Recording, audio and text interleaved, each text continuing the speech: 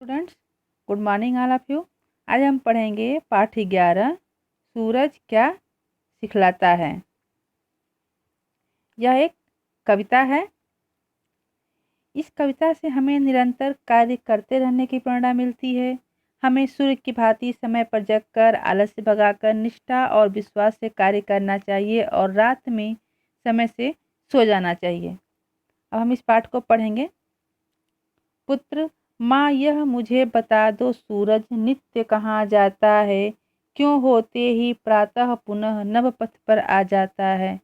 पुत्र जो है अपनी माँ से कहता है कि माँ मुझे यह बताओ कि यह सूर्य जो है प्रतिदिन कहाँ चला जाता है और क्यों यह सुबह होते ही वापस आकाश के रास्ते पर आ जाता है। माँ, बेटा दिन भर चलते चलते जब दिनकर थक जाता, करता तब विश्राम सवेरे आता वह सिखलाता, करो शक्ति भर काम की जब तक मैं नभ में चलता हूँ, सो जाओ चुपचाप रात में जैसा मैं करता हूँ, किंतु प्रातः होते ही जग जाओ मत देर लगाओ, नित्य क्रिया से निपट काम में अपने तुम लग जाओ। माँ अपने बेटे को समझाते हुए कहती है कि बेटा, सूर्य जब दिन भर चलते चलते थक जाता है तब वह आराम करने चला जाता है और सुबह वापस आकर हमें यह सिखलाता है कि जैसे मैं दिन भर आकाश में चलता रहता हूँ तब तक तुम अपनी शक्ति पर यथाशक्ति कार्य करते रहो और रात होते ही जैसे मैं रात को सो जाता हूँ वैसे तुम भी रात को सो जाओ, लेकिन सुबह होते ही प्रातः काल में जग जाओ।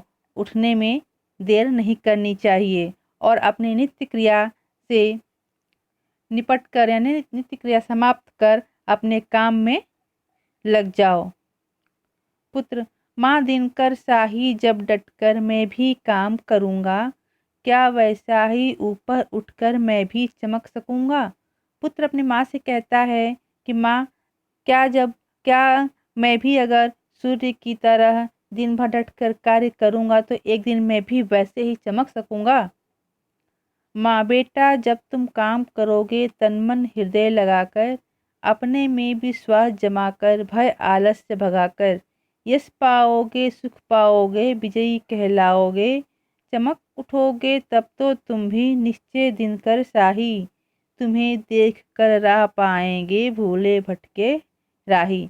माँ कहती है कि बेटा, जब तुम तन मन से कोई कार्य करोगे और अपने हृदय में विश्वास जगाकर अपने डर और आलस्य को भगा लोगे तो तुम्हें यश और सुख भी मिलेगा और तुम विजयी यानी कि सदा जीतने वाला कहलाओगे और तब तुम भी सूर्य की तरह ही चमक उठोगे और तुम्हें देखकर दूसरे भी प्रेरणा लेंगे कि हमें भी गलत रास्ते को छोड़ करके सही रास्ते पर चलना चाहिए।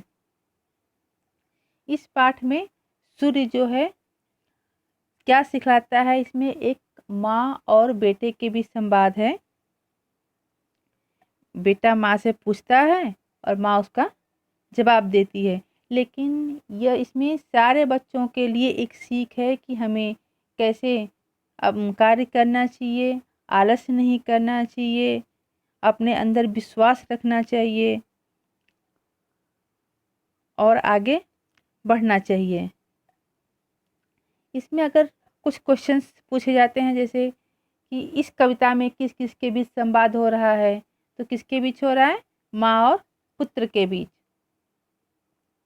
तो माँ के संवाद में सूर्य के लिए कौन सा पर्यायवाची शब्द, जैसे दिनकर, दिनकर जो है सूर्य का पर्यायवाची शब्द है। इस प्रकार आप लोग इस पाठ को पढ़ लेंगे। धन्यवाद।